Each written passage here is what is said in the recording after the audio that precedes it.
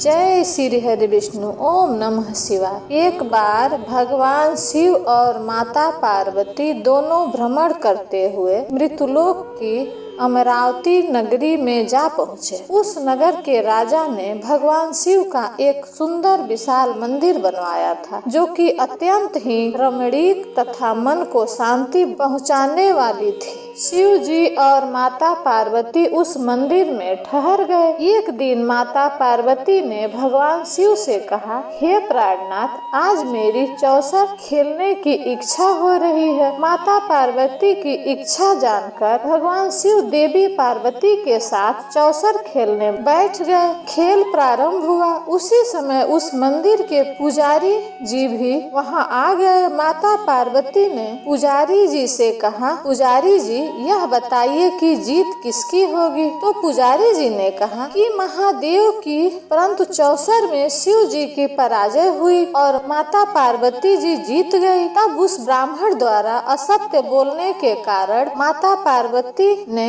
उसे कोढ़ी होने का श्राप दे दिया। पार्वती जी के श्राप के कारण पुजारी जी कोढ़ी हो गए। शिव पार्वती उसके बाद अपने धाम वापस लौट गए। कुछ समय पश्चात स्वर्ग लोक की कुछ अप्सराएं उस मंदिर में पूजा करने आई। पुजारी जी की इस अवस्था को देखकर उसका कारण पूछा। पुजारी जी ने कहा, निसंकोच उन्हें भगवान शिव और पार्वती जी के चौसर खेलने और पार्वती जी के श्राप देने की सारी कहानी का सुनाई। तब अप्सराओं ने पुजारी जी से 16 सोमवार का व्रत रखने को कहा और बोला कि इस व्रत को विधिवत करने से महादेव आपके सारे कष्ट दूर करेंगे। उत्सुकतावश पुजारी द्वारा पूजन विधि पूछने पर अप्सराओं ने कहा, सोमवार के दिन सूर्योदय से पहले उठकर स्नान आदि से निवृत्त होकर स्वच्छ वस्त्र पहनकर आधा सेर गेहूं का आटा लेकर उसके 3 अंग बनाएं। फिर घी का दीपक जलाकर गुड़, नैवेद्य, बेलपत्र, चंदन, अक्षत, फूल, पंचामृत, जनेऊ का जोड़ा लेकर सायंकाल में भगवान शिव की पूजा अर्चना करना। पूजा के बाद 3 अंगों में एक अंग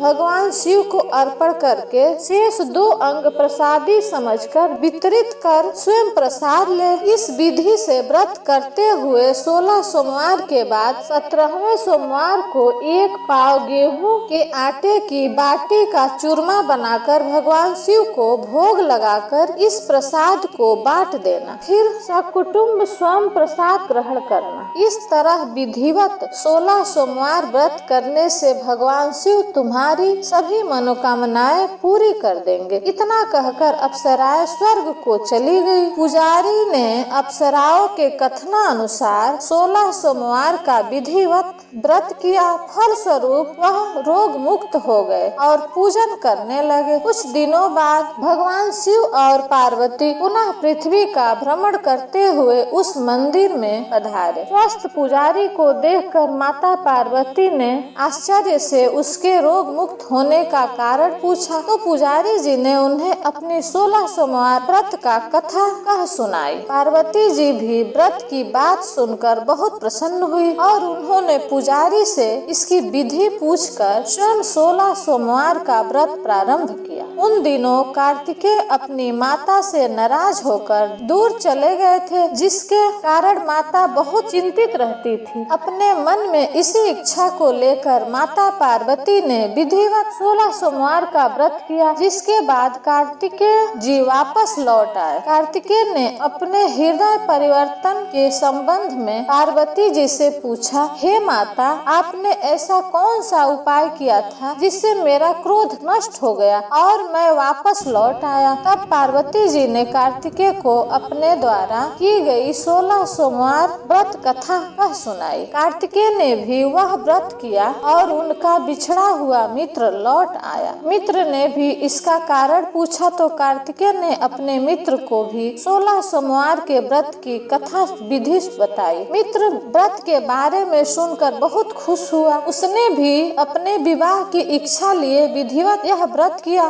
16 सोमवार व्रत का समापन करने के बाद वह विदेश यात्रा पर निकला। वहाँ के राजा की बेटी का स्वयंवर हो रहा था। वहाँ के राजा ने प्रतिज्ञा की थी कि एक हथनी यह माला जिसके भी गले में डाल देगी वह अपनी पुत्री का विवाह उसी से करेंगे। वह ब्राह्मण भी स्वयंवर देखने की इच्छा से एक ओर जा बैठा। वहाँ कई राज्यों के राजकुमार बैठे थे। तभी एक सजी धजी हथनी सूंड में जयमाला लिए वहाँ आई और उसने ब्राह्मण के गले में जयमाला डाल दी। फल स्वरूप राजकुमारी का विवाह ब्राह्मण से हो गया। एक दिन उसकी पत्नी ने पूछा, हे प्राणनाथ, आपने कौन सा शुभ कार्य किया था जो उस हथनी ने वहाँ उपस्थित राजकुमारों को छोड़कर आपके ही गले में जयमाला डाल दी। तब फिर ब्राह्मण ने 16 सोमवार व्रत की विधि बताई। अपने पति से 16 सोमवार का महत्व जानकर राजकुमारी ने पुत्र प्राप्ति की इच्छा से 16 सोमवार का व्रत किया, जिसके फल स्वरूप राजकुमारी को एक सुंदर, सुशील और गुणी पुत्र प्राप्त हुआ।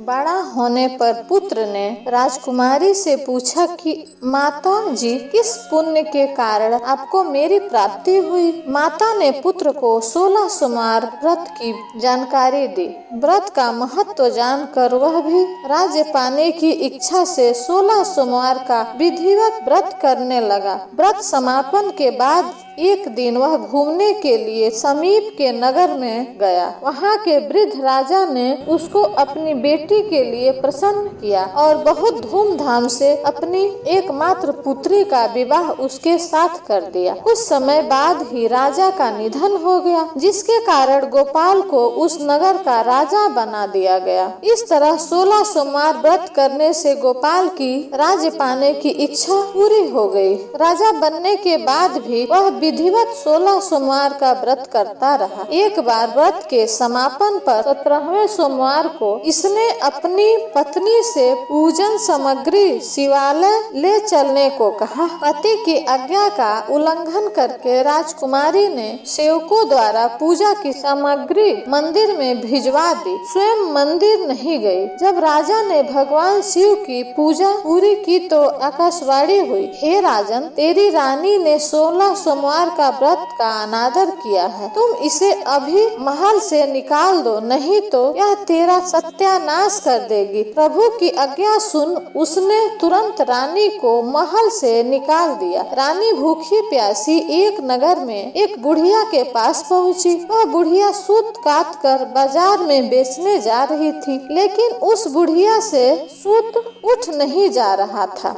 बुढ़िया ने रानी से कहा, बेटी, यदि तुम मेरा सूत उठाकर बाजार तक पहुंचा दो और सूत बेचने में मेरी मदद करो तो मैं तुम्हें धन दूंगी। रानी ने बुढ़िया की बात मान ली, लेकिन जैसे ही रानी ने सूत की गठरी को हाथ लगाया तभी जोर से आंधी चली और गठरी खुल जाने से सारा सूत आंधी में उड़ गया। बुढ़िया ने उसे फटकार कर वहाँ से भगा दिया। अपने भाग्य को कोसती हुई रानी चलते चलते नगर में एक तेली के घर पहुंची तो तेली के तेल से भरे मटके एक एक करके फूटने लगे। इसीलिए तेली ने भी वहां से उसे भगा दिया। भूख प्यास से व्याकुल रानी वहां से आगे की ओर चल पड़ी। रानी ने एक नदी पर जल पीकर अपनी प्यास शांत करनी चाही तो उसके स्पर्श से ही नदी का जल सूख गया। अपने भाग्य को कोसती हुई रानी कुछ आगे चली जहां उसे एक तालाब दिखाई दिया, लेकिन जैसे ही रानी ने तालाब के जल को स्पर्श किया वैसे ही उस जल में असंख्य कीड़े उत्पन्न हो गए। रानी ने दुखी होकर उस गंदे जल को पीकर अपनी प्यास शांत की। रानी ने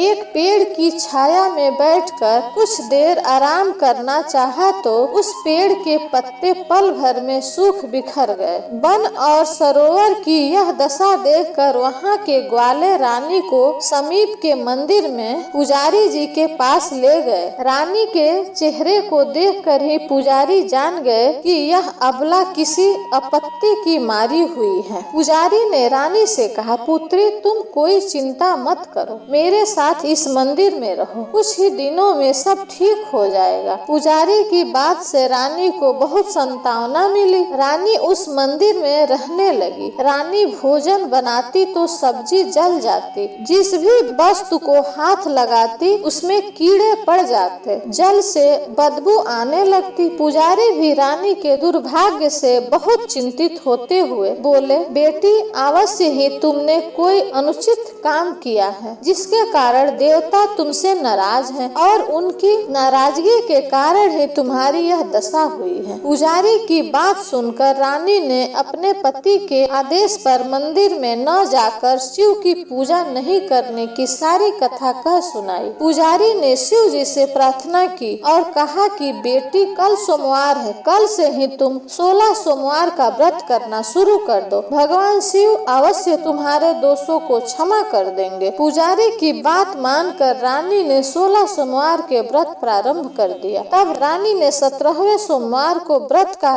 विधिवत समापन किया तो व्रत के प्रभाव से उसके पति राजा साहब को रानी की याद आ गई। राजा ने तुरंत अपने सैनिकों को रानी को ढूंढ कर लाने के लिए भेजा। रानी को ढूंढते हुए सैनिक मंदिर में पहुँचे और रानी से लौटकर चलने के लिए कहा। पुजारी ने सैनिकों से मना कर दिया और सैनिकों ने लौटकर राजा को सारी बात बताई। राजा स्वयं उस मंदिर में पुजारी के पास पहुँचे और रानी को महल से निकाल देने के कारण पुजारी जी से क्षमा मांगी। पुजारी जी ने राजा से कहा, यह सब भगवान शिव के प्रकोप के कारण हुआ था। इतना कहकर रानी को विदा किया। राजा के साथ रानी महल में पहुंची। पूरे नगर को सजाया गया। महल में बहुत खुशियां मनाई गई। राजा ने ब्राह्मणों को अन्न, वस्त्र और धन का दान दिया। राजा और रानी 16 सोमवार का व्रत करते हुए महल में आनंद पूर्वक रहने लगे और अंत में शिवलोक को प्राप्त हुए। इसी कारण जो भी व्यक्ति 16 सोमवार की कथा सुनता है और विधिवत व्रत करता है, उसकी सभी मनोकामनाएं पूरी होती हैं और जीवन में किसी तरह की कमी नहीं होती है। ऐसे स्त्री पुरुष आनंद पूर्वक जीवन यापन करते हुए अंत में शिवलोक को प्राप्त होते हैं।